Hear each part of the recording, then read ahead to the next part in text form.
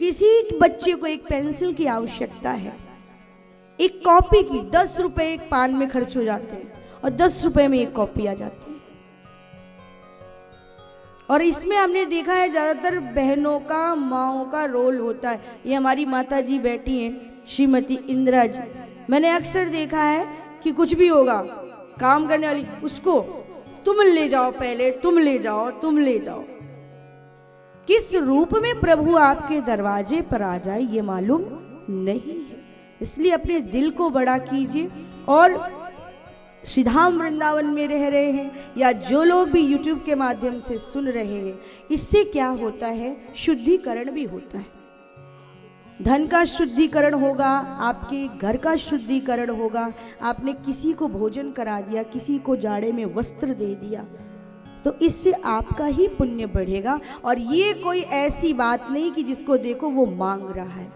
संत जब भी कार्य करते हैं, कोई समाज सुधारक कार्य करेगा तो समाज से लेकर ही कार्य करेगा। बोलो जय श्री राधे। और उसी से ये आश्रम की व्यवस्थाएं चलती हैं।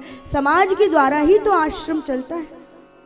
प्रत्येक गृहस्थी भोजन तो बनाता है, लेकिन जब वो अपना अंशदान 10 रुपए भी करता है, 2 रुपए भी करता है, और किसी आश्रम में वो 2 रुपए जा करके लगते हैं, तो ये समझ लीजिए कि उस गृहस्थी का त्याग उस आश्रम में लगा है। इसलिए गृहस्थी जो है वो हम लोगों के लिए बहुत सम्माननीय। जोरदार तालियां अपने लिए बजा लो, बोलो जय श्री राधे। इस प्रकार से संत जब भी दुखी होगा तो समाज के लिए, नारद जी बड़े दुखी, क्या करें क्या करें। वही कथा सुना दिया कि भाई मेरा जीवन सुनो वेदव्यास।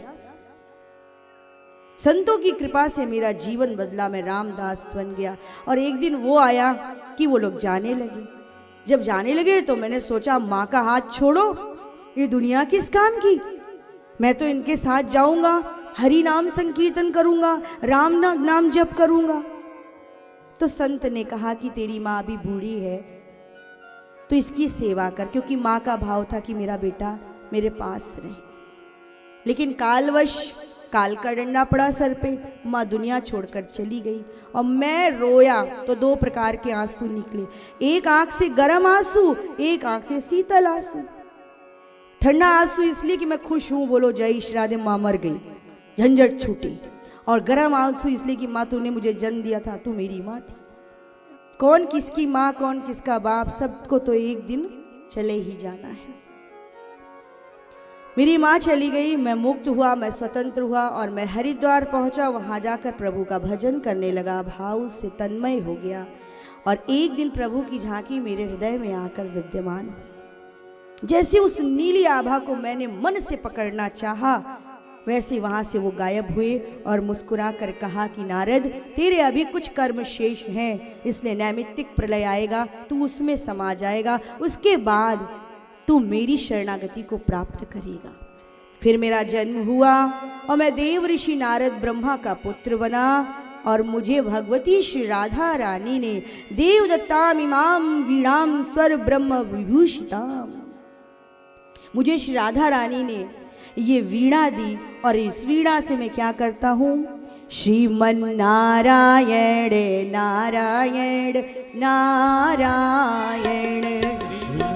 नारायण नारायण नारायण, श्रीमन नारायण नारायण नारायण, श्रीमन नारायण नारायण नारायण, लक्ष्मी नारायण नारायण नारायण, लक्ष्मी नारायण नारायण नारायण, लक्ष्मी नारायण नारायण नारायण, लक्ष्मी नारायण नारायण नारायण, श्रीमन नारायण नारायण नारायण, श्रीमन नारायण नारायण नारायण, श्रीमन नारायण नारायण नारायण, श्रीमन